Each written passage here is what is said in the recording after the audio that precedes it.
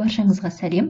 Бүгін бізде beginner деңгейінің ең алғашқы сабағы, яғни ең алғашқы сабақ және де 1A деп аталынатын, сол осы 1A'ді ғана өтетін боламыз. Және де ең соңында осы кітапта берілген тесттарды орындайтын боламыз. Бұл бізде New English файл кітабы, beginner деңгейі. Бірінші тақырыбымыз verb be. Verb be дегеніміз to be етістігі, яғни болу деп аударылады. Соның singular. Singular дегеніміз жекеше деген сөз, жекеше түрін өтетіміз. Өтеміз. I and you. I деген мен деген сөз, you дегеннің қазақ тілінде бізде 4 мағынасы бар. I деген мен, you-дің 4 мағынасы бар, you деген сен, сендер, сіз, сіздер. То есть біз қазақ тілінде сен десек те you деп айтамыз, сіз деп айтсақ та you деп айтамыз, сендер десек те, сіздер десек те біз you деп айтамыз. Жақсы ма? Listen and repeat the examples дейді. Listen деген тыңда, repeat деген қайтала дейді. Example деген жаттығулар. Жаттығуларды тыңда және қайтала дейді. Then read the rules дейді. Then деген одан кейін, rule деген бізде заңдылық, заңдар. Осы заңдылықтарды оқы дейді. Одан кейін заңдылықтарды read деген оқы деген сөз. Сонымен full form. Full form деген толық формасы, contraction деген қысқартылған түрі деген сөз. Сонымен I-ға біз am деген to be жалғаймыз. I am Helen. I am Helen дегеніміз бізде мен Helenмін деген сөз. Яғни біз деген I деген есімдікке am деген to be жалғаймыз. Мына жердегі am деген бізде to be. Біз атымызды айту үшін осы verb to be-ді қолданамыз. I am Helen. Мен Helenмін дейді. Оның қысқартылған түрі I am-ды I am деп қысқартасақ болады. Мына түрді апостроф деп атаймыз. Яғни I am дегенді апострофпен I am деп айтсақ болады. You are Tom. Сен Томсың. You are дегенді you are деп аударсақ болады, қысқартсақ болады. Яғни are-дың қысқартылған түрі апостроф re. Осы жерде you деген бізде есімдік, сен деген сөз, ал are дегеніміз бұл бізде to be. Том деп атын айту үшін біз to be қолданып тұрмыз. Егер болымсыз сөйлем болса, I'm not Ellen. Мен Ellen емеспін дейді. Егер оны қысқартсақ, I'm not Ellen. Тура осы сияқты просто not қоя саламыз. Ал you are not Tom деген сен Дом емессің дейді. You are not-ты aren't деп қысқартамыз. You aren't Tom. Мынау бізде қысқартылған түрі. Сонымен I'm Helen дегенді I'm деп кіші әріппен жазуға болмайды. Яғни I am деген I деген әріпті ағылшын тілінде именно мен деген сөзде I деген әріп болады ғой. Соны ағылшын тілінде сөз сөйлемнің ортасында болсын, соңында болсын, бұл соңында кездеспейді көбінесе. Ортасында кездесіп қалатын болса, бұны кіші әріппен жазуға болмайды. Мысалы, бізде she, he, you дегенді ортасында, сөйлем ортасында жүрсе, біз кіші әріппен жаза береміз ғой. Бірақ I am деген всегда сөйлемнің ортасында келсе де, бұл всегда бас әріппен жазылады. Және де I'm Helen дегенді am Helen деп айтуға болмайды, обязательно қасына I мен айтамыз. Жақсы ма? Negative contractions. Negative contractions дегеніміз болымсыз сөйлемдегі қысқартылған түрлері деп тұр. Мен сіздерге жаңа жерде түсіндіріп кеттім. Соны тағы да түсіндіріп жатыр екен мына жерде. I am not дегенді I am not деп қысқартамыз. You are not-тың екі түрлі қысқартылған түрлері бар. You aren't деп немесе you're not деп екі түрлі қысқартсақ болады. Мына жерде you're просто not деп қасына қоса саласыздар болды. Осылай қысқартсаңыздар болады. Не болмаса aren't дегенді қысқартамыз. Are not дегенді қысқартамыз. Aren't деп. Бұл бізде қысқартылған түрлері деп көрсетіп қойыпты. Келесі, listen and repeat the examples дейді. Listen деген тыңда және қайтала жаттығуларды. Жаттығуларды тыңда және қайтала дейді. Then read the rules. Заңдылықтарды. Одан кейін заңдылықтарды оқы деп тұр. Сұрақ қойған кезде am бізде алдына шығады. Мынау бізде I am Helen деген мен Helenмін деген сөз ғой. Ал сұрақ қойсақ, просто мен Helenмін ба десек, am-ның I-дің орнына ауыстыра саламыз. Am I Helen болады. Сол сияқты мына жерде am-ды алдына қойып тұр сұрақ қою үшін. Am I in class 2? Мен екінші сыныптамын ба дейді. Яғни мен екінші сыныптамын болса қалай болатын еді? I am in class 2 болатын еді. Сұрақ болғандықтан біз просто am-ді алдына шығара саламыз. Негатив болған кезде мына жерге not жалғадық. Енді сұрақты қалай жасаймыз, соны үйретіп жатыр.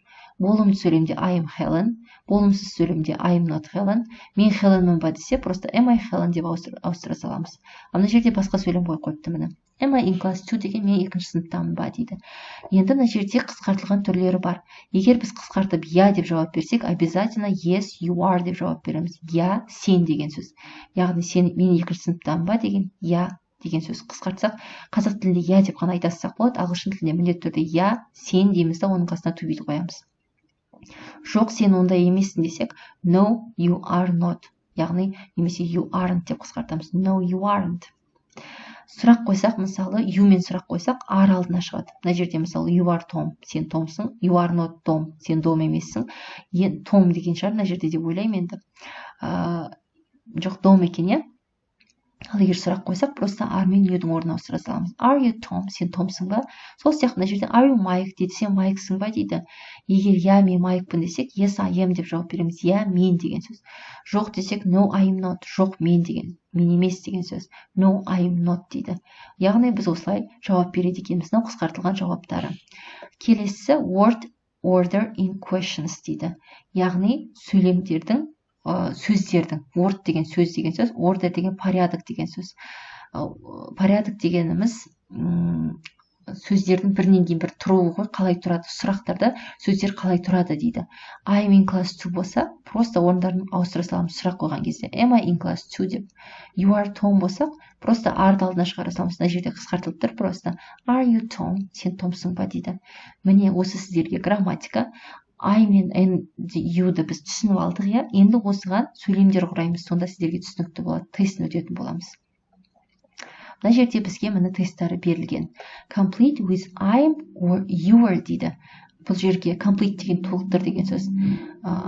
Complete мына сөздер мен, with деген бірдеңе мен деген сөз. Мына I'm немесе or деген немесе деген сөз. I'm немесе your мен толтыр дейді. Complete деген бізде толтыр деген сөз, иә. Мысалы, hello дейді. Сәлем. I'm Maria. Мен Мариям дейді. What's your name? Сенің атың кім дейді. Мына кісі айтады. Hi, I'm Tony. Мына жерге біз не қоямыз? I'm қоямыз. Енді келесін сіздер өздеріңіз жасап көріңіздер. Мен сіздерге бір секунд берейін, иә. Hello дейді. Мына жерде не деп айту керек? Мен сенің мұғаліммін деп айту керек. Мына жерге I'm-ды қоямыз ба? Your-ды қоямыз ба? Әрине, I'm-ды қоямыз, иә. Мен сенің мұғаліммін деп айту үшін қалай айтамыз? I'm your teacher деп айтамыз. Ары қарай, сен менің сыныбымдасың дейді. In my class дейді. Сен деп қалай айтамыз мына жерге? I'm деп айтамыз ба? Your деп айтамыз ба? Әрине, your деп айтамыз. You're in my class, иә. Келесі бізде үшіншісі. Мына жерде қалай айтамыз? Мен 4-ші сыныптамын деп қалай айтасыздар? Мен деп айту керек. I'm in class 4 деп айтамыз, иә? Сіздер паузаға қойып қойсаңыздар болады, өздеріңіз тауып отырсаңыздар болады. Мына жерде қалай айтамыз? Мына кісі мына екінші адамға айтып тұр, сен 3-ші сыныптасың деп айтып тұр. Мына жерде өзі жалғыз тұр ғой, мына жерде айтып тұр, сен 3-ші сыныптасың, сен деп айту керек болып тұр. Қалай айтамыз? You're in room 3. Түсінікті ғой, иә? Ары қарай, complete with I'm not or you aren't дейді. Болымсыз сөйлем жасаймыз. Complete деген толықтыр деген сөз. I'm not Tom, I'm Tony дейді. Мен Том емеспін, мен Тонимын дейді. Мына жерде не деп тұр? Сен 5-ші сыныпта емессің, сен 4-ші сыныптасың деп қалай айтамыз? Мына жерге сен деп айтуымыз керек, сонда қалай болады? I'm not-ты таңдаймыз ба, you aren't-ты таңдаймыз ба? Әрине, you aren't таңдаймыз, иә? You aren't in class 5. You are in class 4. Сен 5-ші сыныпта емессің, сен 4-ші сыныптасың деп көрсетіп тұр. Келесі екіншіміз бізде. Сен 6-ші сыныпта емессің, сен 7-ші сыныпқа бар деп мына балаға көрсетіп тұр. Яғни, сен деген қалай болады тағы да? You aren't in room 6. Сен 6-ші сыныпта емессің, сен 7-ші сыныптасың. You are in room 7 дейді. Мына жерде не дейді екен? Мен Марина емеспін, мен Марисамын деп айту керек болып тұр.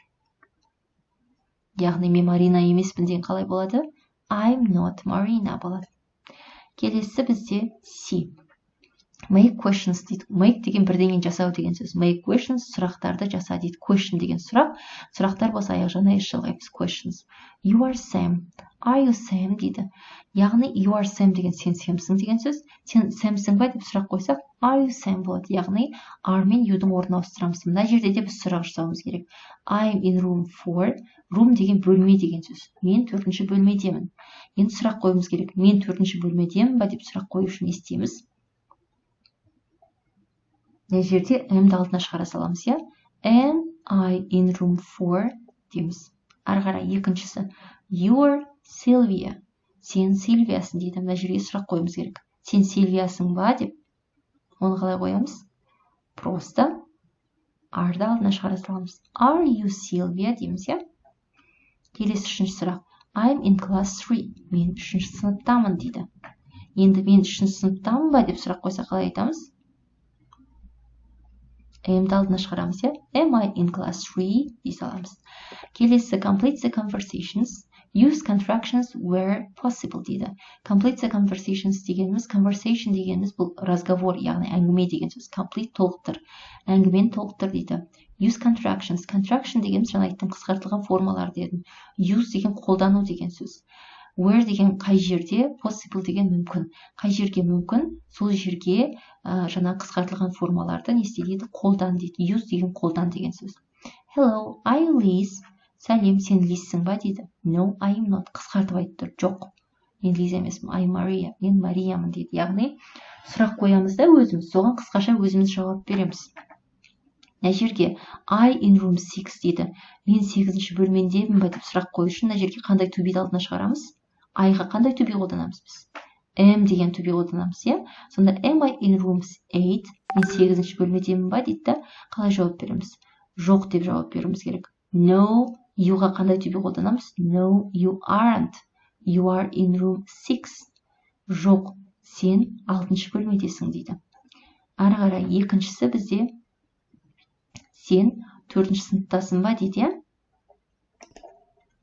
Бұл жерде you болып тұрғандықтан оның алдына не шығаруымыз керек біз? Are шығарамыз, иә?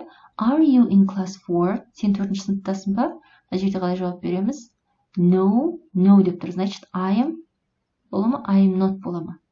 No, I am not болады. I am in class 5. Мен 5-ші сыныптамын дейді. Мына жерде youға сұрақ қойып тұр. Значит, youдің алдына қандай to be қоямыз сұрақ қою үшін? Are you Henry? Сен Henryсің ба дейді. Yes деп тұр. Значит, yes десе, yes, I am дейміз ба? Yes, I am not дейміз ба? Әрине, yes, I am дейміз, иә? Yes, I am. Yeah, nice to meet you. Танысқаныма қуаныштымын дейді. Кездескеніне қуаныштымын немесе. Ары қарай, in room class. In your class. Сен сыныбындасың ба? Ой, мен сыныбымдамын ба дейді. Яғни I болып тұр. Значит, I болса, сұрақ қою үшін қандай to be алдына шығарамыз? Am, yeah? Am I in your class? Мен сенің сыныбыңдамын ба дейді. Yes. You, yeah. Yeah деп тұрса, you are бола ма? You aren't бола ма? Yes, you are болады. Yeah? Yes, you are. I'm your teacher. Мен сенің мұғалімімін дейді. Осымен бізде бір B деңгейінің, beginner деңгейінің бір B деген сабағы, бір A деген сабағы аяқталды. Сұрақтарыңыз болса комментарияға жазып кетсеңіздер болады. Назар аударғандарыңызға рахмет.